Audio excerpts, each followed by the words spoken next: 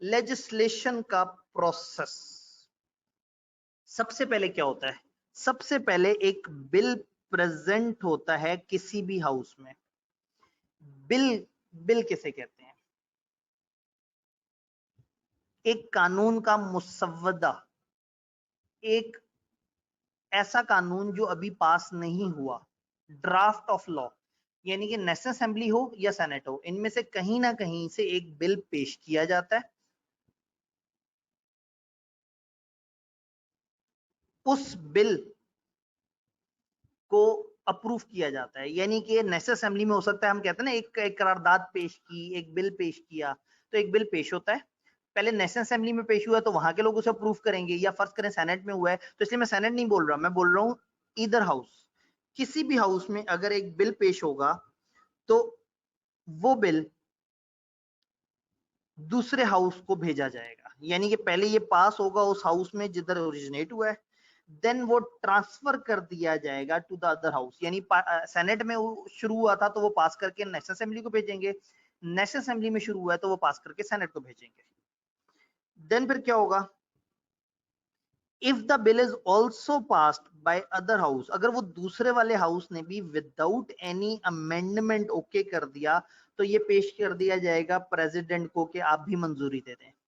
यानी बिल एक हाउस में आया, उस हाउस वालों ने अप्रूव किया, फिर भेज दिया दूसरे हाउस को, दूसरे हाउस ने भी अप्रूव कर दिया, तो अब ये भेज देंगे मिस्टर प्रेसिडेंट को जो इसकी मंजूरी दे देंगे।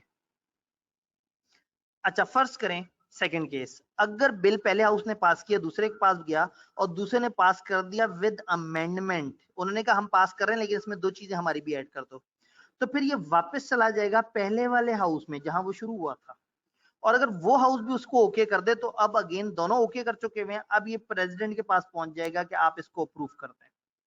तो आसान अल्फाज में किसी एक हाउस में बिल इनिशिएट होता है, वो हाउस उसे अप्रूव करता है, दूसरे हाउस को भेजता है, दूसरा हाउस अप्रूव कर दे तो डायरेक्ट प्रेसिडेंट को चला जाता है, वो अप्रूव ना करे और चेंजेस बताए तो वो चेंजेस समेत पहले हाउस के पास वापस आता है और वो उसको ओके करके प्रेसिडेंट को भेज देते हैं।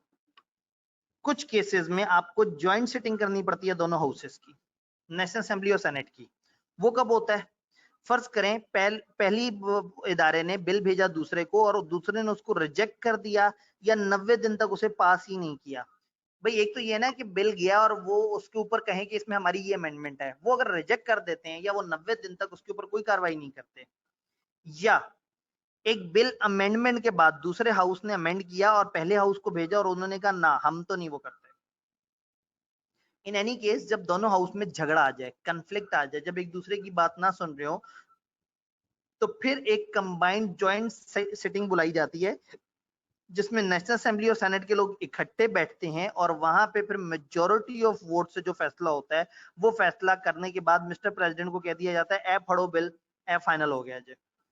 तो अगर दोनों हाउसेज में इख्तलाफे राय आ जाए तो फिर एक ज्वाइंट सिटिंग कॉल की जाती है जिसमें सब इकट्ठे होते हैं और फिर ज्वाइंट सिटिंग में या वो अप्रूव हो जाता है या वो रिजेक्ट हो जाता है और यहाँ तादाद की गेम चलती है फिर, और ऑब्वियसली उसमें फिर नेशनल असेंबली को थोड़ी ज्यादा बेनिफिट मिल जाएगा।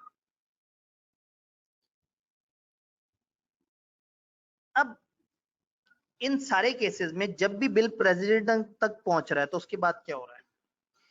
प्रेसिडेंट के पास बिल इस केस में पहुंचे, इस केस में पहुंचे या ज्वाइंट सिटिंग के बाद पहुंचे, किसी भी तरीके से अगर प्रेसिडेंट के पास बिल पहुंचा है तो प्रेसिडेंट ने उसको 10 दिनों के अंदर उसको या तो अप्रूव कर देना है या उसको दोबारा पार्लियामेंट को भेजना है कि भाई जरा देखो इसमें मुझे ये गड़बड़ नजर आ रही है। अगर प्रेसिडेंट ने बिल वापस भेजा है तो फिर पार्लियामेंट को ज्वाइंट सिटिंग में इकट्ठे देखना होगा क्योंकि वो दोनों तो अप्रूव कर चुके थे। अब प्रेसिडेंट ने कहा मुझे इस बिल में मसला नजर आ रहा है, तो अब वो दोनों मिलकर उसके ऊपर देखेंगे और उसको ओके करेंगे, और अगेन अगर वो पास हो गया विद या विदाउट अमेंडमेंट तो फिर दोबारा से मिस्टर प्रेसिडेंट के पास आएगा और इस दफा प्रेसिडेंट को मानना पड़ेगा। ये 3 केसेस हैं, यानी कि ऊपर वाले 2 केसेस में ये है कि बिल ओरिजिनेट होके कैसे कैसे गुजर के आता है, और यहां हम पढ़ रहे थे कि प्रेसिडेंट का क्या मामला है, प्रेसिडेंट की अप्रूवल का क्या कॉन्सेप्ट है। अब यहाँ पे एक एक्सेप्शनल सिचुएशन आती है, अगर नेशनल असेंबली डिसॉल्व हुई हो, अगर बिल दरमियान में था और नेशनल असेंबली डिसॉल्व हो जाए, अब क्या होगा? अब होगा ये कि देखा जाएगा कि बिल कौन सी वाली जगह पे था। फर्ज करें नेशनल असेंबली में बिल ओरिजिनेट हुआ था, पेंडिंग था, या इन्होंने पास कर दिया था और अभी सेनेट वालों ने उसके ऊपर कुछ नहीं किया था और नेशनल असेंबली खत्म हो जाए, मुल्क में इलेक्शन खत्म हो जाए, टेन्योर खत्म हो जाए या असेंबलियां डिसॉल्व हो जाए, तो वो बिल जो नेशनल असेंबली के पास पेंडिंग था या ये ओके कर चुके थे और सेनेट ने अभी ओके नहीं किया था, तो ये बिल लैप्स कर जाएगा, खत्म हो जाएगा। अब नई गवर्नमेंट आएगी तो वो दोबारा से बिल ओरिजिनेट करेगी। और फर्ज करें एक बिल शुरू ही सेनेट में हुआ था और नेशनल असेंबली ने अभी इसे देखा ही नहीं था, तो अब जो नई असेंबली आएगी वो देख लेगी उसी बिल को, क्योंकि बिल तो सेनेट के पास है, तो ये बिल लैप्स नहीं होगा। तो जो बिल सेनेट में पेंडिंग होता है और नेशनल असेंबली डिसॉल्व हो जाए तो वो बिल जिंदा रहता है, लेकिन जो बिल नेशनल असेंबली में पेंडिंग हो या वो अप्रूव कर चुके हो और आगे गया हुआ है, तो नेशनल असेंबली डिसॉल्व होने से ये सब कुछ फारिग हो जाता है। तो ये ऊपर दो फेजेस में हम लोगों ने देखा कि कहां कहां ओरिजिनेट होता है, किस तरफ जाता है, क्या मामला होता है।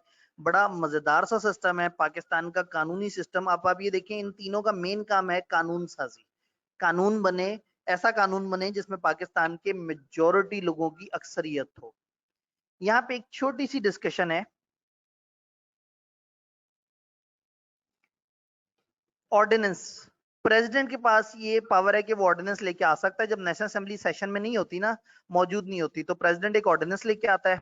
ऑर्डिनेंस जो है वो बिल्कुल एक्ट ऑफ पार्लियामेंट की तरह से काम करता है, लेकिन 120 दिन तक अगर उसको अप्रूव नहीं करेगी पार्लियामेंट तो 120 दिन के बाद वो खुद ब खुद फौत हो जाएगा। यानी ऑर्डिनेंस की लाइफ 120 दिन है। अगर कभी भी रातों रात एक नया कानून लेके आना हो अचानक से, जैसे एनआरओ है, तो एक ऑर्डिनेंस पास किया जाता है, वो ऑर्डिनेंस प्रेसिडेंट लेके आता है अगर हंगामी बुनियादों पे कोई कानून लेके आना हो। फिर पार्लियामेंट अगर 120 दिनों के अंदर मौजूद हो और वो उसको ओके ना करे तो वो बिल खुद ब खुद खत्म हो जाता है, वो ऑर्डिनेंस।